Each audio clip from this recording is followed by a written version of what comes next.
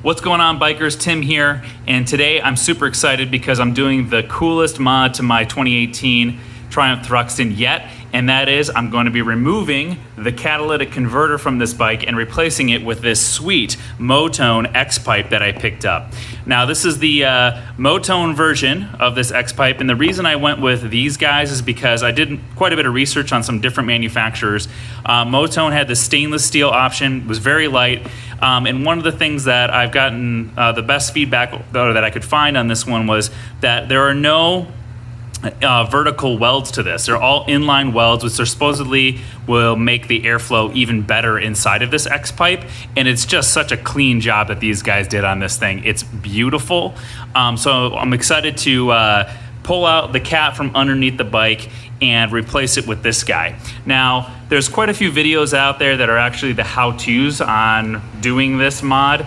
So I'm not gonna do the entire step-by-step, but I just kind of wanted to cover the process from end to end. From what I've been able to research, is it's pretty fiddly job, as the British have said in some of their modifications. One of the things I have to do is take the seat off, move the tank back. There's a bolt that's up underneath here that needs to be loosened. The engine bolt here, 2 bolts underneath here to eventually wiggle the frame free and to have this part of the frame actually loose, and then the cat will come out. But in order to even get to that, you gotta remove the exhaust first. You have to move the radiator off. So there's quite a bit to be done as far as like little pieces and stuff to be removed. I already went and got all the tools that I need to be able to do this job, the right size Torx bits and Allen keys and all that stuff. So the first part of this is really going to be just dismantling. But before I do that, I did want to play some sound, some audio, to show you guys what the bike currently sounds like, which if you would have watched my walk around video, I was kind of disappointed with. It's very muted, very quiet. Adding this new pipe in here is supposed to free up a lot of the power and, quote, unleash the beast, make the bike sound more robust, give it more of a throaty sound, give it more horsepower, more throttle response, and of course make the bike a little bit lighter. This is supposed to be 1/3 of the weight of the catalytic converter. So first thing I'm gonna do is just show you guys what it currently sounds like, and then after that, start taking it apart. Okay, so this is the pre-mod exhaust sound.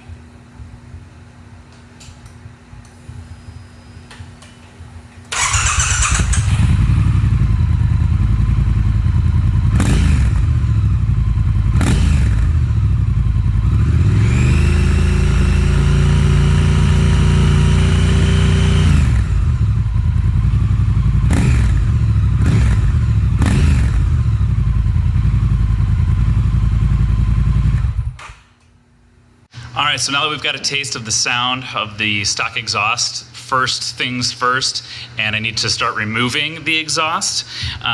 So I gotta take the slip-on off, remove the, well, I guess they call this like a heat shield plate that actually kind of makes it look like it's one solid pipe, but the pipe actually turns, goes into the cat, comes back out right here and goes up that way. Got to remove that. And then also got to remove the front part of the exhaust here, and this crossover pipe needs to be loosened. So all this stuff needs to be loose enough to be able to wiggle the frame and take it apart. Also going to slide that tank back and get at that upper bolt. So let's start taking it apart. All right, to give you guys a quick update, I've got pretty much everything taken apart, ready for the cat to come out. I've removed the rear exhaust pipe and the silencer over there. I've got the front pipe loose, ready to come out. I've got the frame. The frame is all loose. You can see the frame is coming apart there. Now, one nuanced thing to this that I noticed is there's a lot of videos of like the T120 and some other Bonnevilles where they made it seem very easy to get these exhaust collars off and to pull this exhaust straight out. But here on the Thruxton, there's this cross pipe here, which makes pulling off these collars like virtually impossible. But all you need to do really is just get these loose to come off, and you'll be able to pull this pipe and get enough leverage on the pipe to pop it off of the cat. So luckily you don't have to do much there. To get out this top bolt that was up here, there's a bolt on this side, and then you drop a 14 mil spanner through there to get that guy off. And then this one here is the Torx bit. And then on this side, you need a 17 mil either wrench or a socket. And I just ran a socket to the other side and stood up on both sides of the bike to remove that one. And then the two here are just the regular hex heads, and then the frame is loose. So now that I've gotten everything taken apart here, I loosened the clamps on the exhaust on the other side. So we should be ready to remove the bolts for the cat itself right here and pull the cat out. That's the next step. All right, so I've got the catalytic converter out. After loosening this side, I actually had to go through and just loosen the exhaust a little bit on this side. Took out the two bolts and was able to wiggle the thing right out.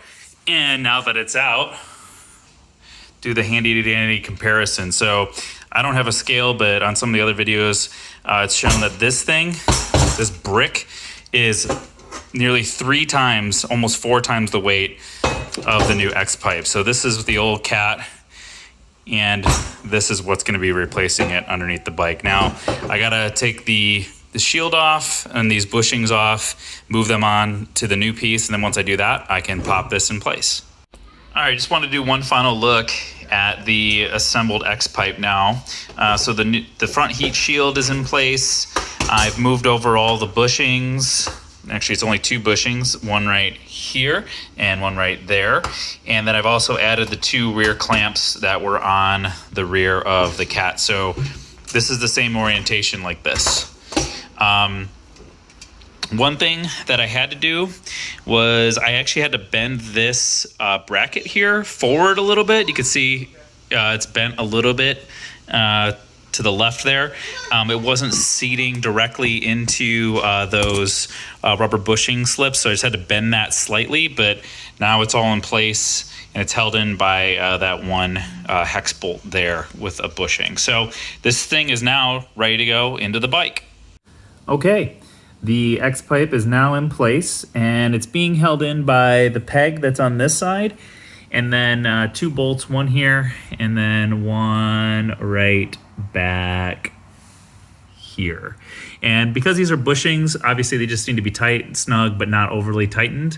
So now it's just reattaching the exhaust on both sides and then reassembling the thing.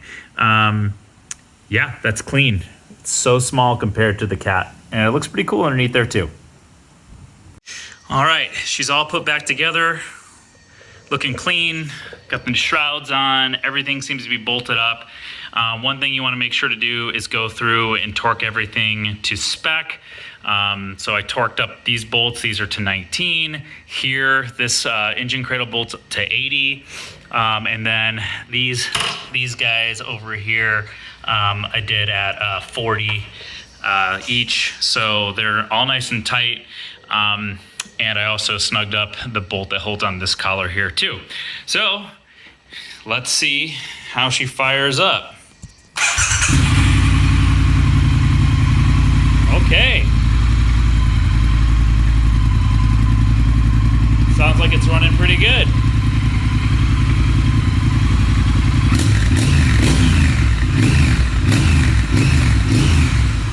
Definitely sounds better. I'll put the camera on the stand so we can get some good sound, but the next thing to do is you have to actually just let it run until the bike heats up and the fan kicks on, and then it'll automatically map for the new Catalytic X-Pipe. That's a pretty cool thing with these new bikes, is you don't even have to worry about mapping it. It does it on its own. So let it warm up and we'll be good to go. I'll pop it back on the stand so we can hear the difference between the exhausts.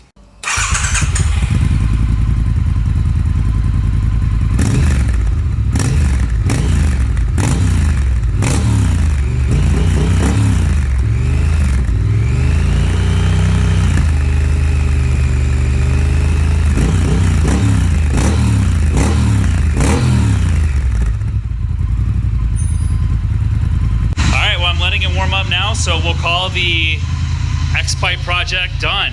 Love the way that it sounds, the way that it looks. It's gonna be much lighter with a better throttle response and just overall more power. So we'll call the X-Pipe done.